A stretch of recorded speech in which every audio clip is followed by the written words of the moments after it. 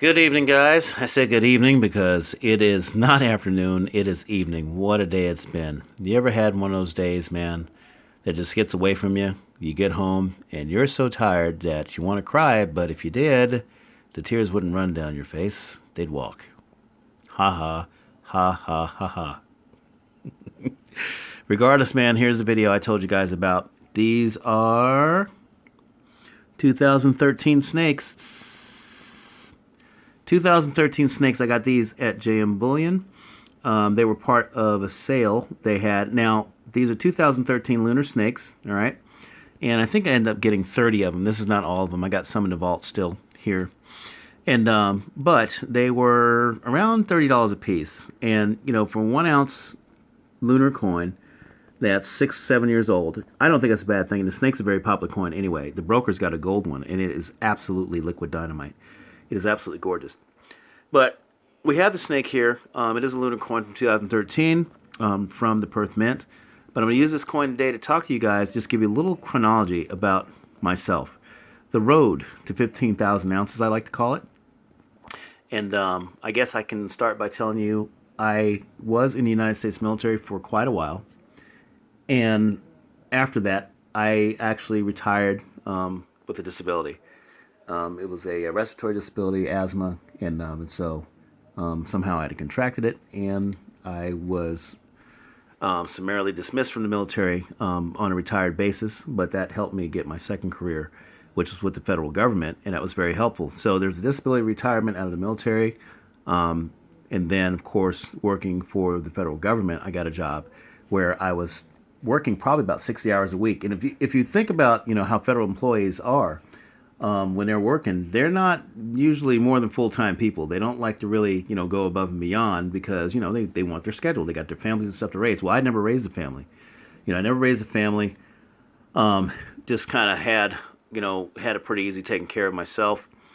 And so, soon after, I got out of the military and I was working for the federal government, I decided that I could actually do a little bit more because it was around that time that I found out about silver.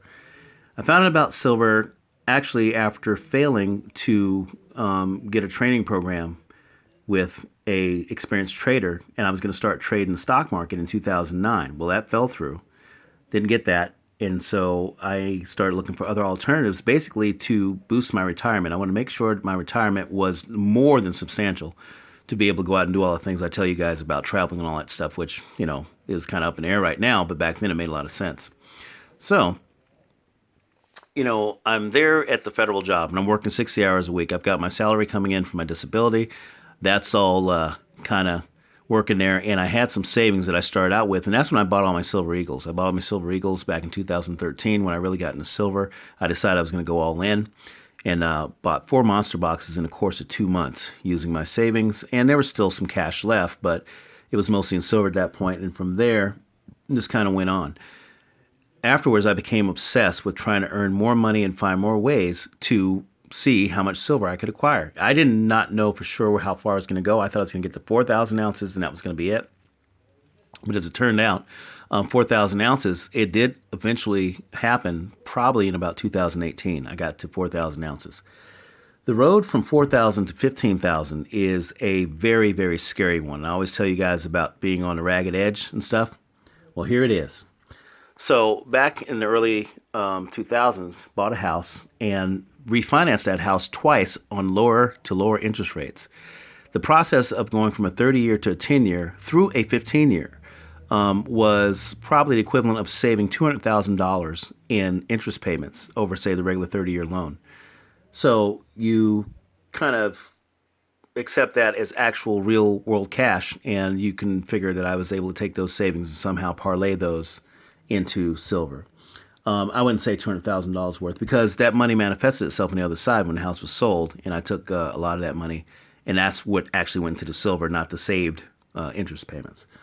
But so that went into silver a lot. But on top of the money I made off the house, I blew up my credit card twice, got 2 debt consolidation loans to accommodate those at a lower interest rate, and then blew it up a third time.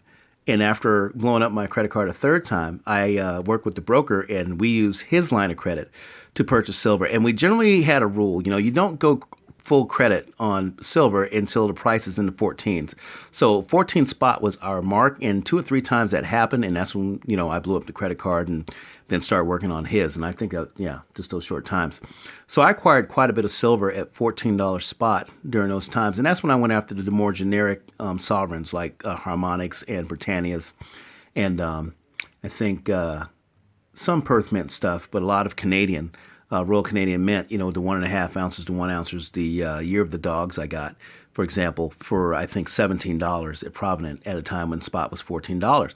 And that's something I wanted to bring up real quick, guys. You see the spot price is really low right now, and you see coins that are like $20, $22.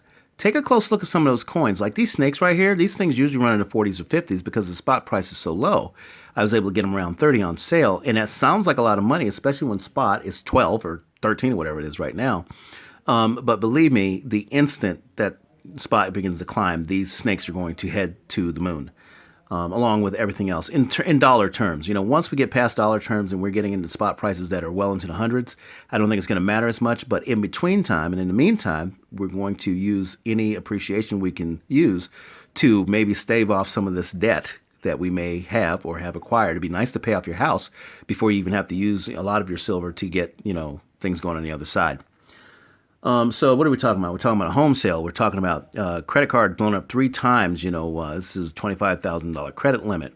And then all the extra jobs and stuff that I worked when I was working as a federal employee, I was able to extend myself. I was able to expand my earning ability to side jobs, working with contractor friends. Working with contractor friends could be very lucrative, especially if they have a line on prevailing wage jobs for the state or something like that. I would take leave off of work for a week or two and go work on a prevailing wage contract job for better than full-time during that time, get paid full-time at my government job, and receive my pension from the disability in the military, all at the same time. And then while that was going on, I would do fencing and some other jobs on the weekends to make extra cash. Now, don't get me wrong. Uncle Sam loved me.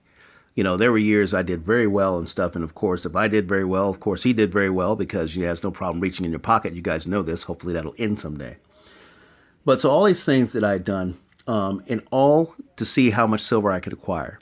So between I think October 2018 and present day, I actually added 11,900 ounces to my stack using these methods and these techniques. Scary as hell, and it tightens your life up quite a bit because you've got bills you have to commit to. These are fixed bills that you have to satisfy every month. So I don't dare stop working. I don't dare stop because I have to make sure that, I don't have bill collectors and stuff coming after me because I've tried to acquire so much silver. So I am leveraged to the hilt. I am the scary story you always hear about. I am that person that has the best chance out of everyone. Like you say in high school, who's the most likely to succeed? Well, it's going to be so-and-so. Who's the most likely to have to sell half his position to pay off debt if the price of silver goes down too much and he loses too much? It's going to be me. But I'm willing to take that risk because I think I understand the valuation of silver in the next paradigm, in the next system that we have. It is worth the risk. If I have to liquidate a quarter of it, think about that. That's going to be what? 3,500 ounces? Okay. Just to, survive. And then I'll be left with measly, 11,700. Okay. I can live with that. But I don't think it's going to come to that. I'm going to do everything I can physically to make sure I can hold on to my silver position. In fact, I've sold rhodium, by the way. That was another thing. A lot of the rhodium and palladium that I sold at a profit of 100%. So I bought rhodium at 4,300, sold it for 86. I bought palladium at 1135 and actually sold it for 26. So that's more than 100% profit. And sold it and actually traded it for silver because I sold it and I bought silver right away with it. So I didn't get spot to spot, but I did pretty good on that. So these are all of the crazy, crazy things that have earned me the moniker of Silver 5150 because to me, silver is the ultimate underdog in terms of investing vehicles because it's going to be the ultimate purchasing power on the other side of this. These banks and everything's crumbling, guys. Let's watch the markets tomorrow. They've got the futures jacked up. They got them pumped up. I'll do an AM report and we'll talk about it a little bit and everything. But man, I got to tell you, we are probably closer than we know to having all of this silly pledging the billions of dollars and the stimulus packages and the cutting the interest rates and all that stuff, I think we're pretty much at the end of it.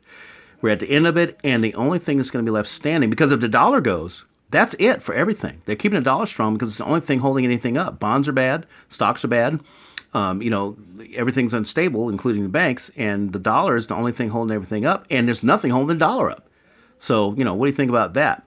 Governments, like I said, will have to come out and say something that's going to either give the dollar some value or just give it, a spine or something like that, or they're just going to have to create a new kind of currency. Regardless of which direction they decide to go, they're going to have to use gold and silver to make it happen. The cornerstone, the starting point of all new monetary systems, gold and silver. For the most part, most of us are not gold people. Gold is a little harder to acquire. Silver is very easy to acquire, and we're trying to go that route. We'll be the silver people. The government can be the gold people, and we will build the economy that way.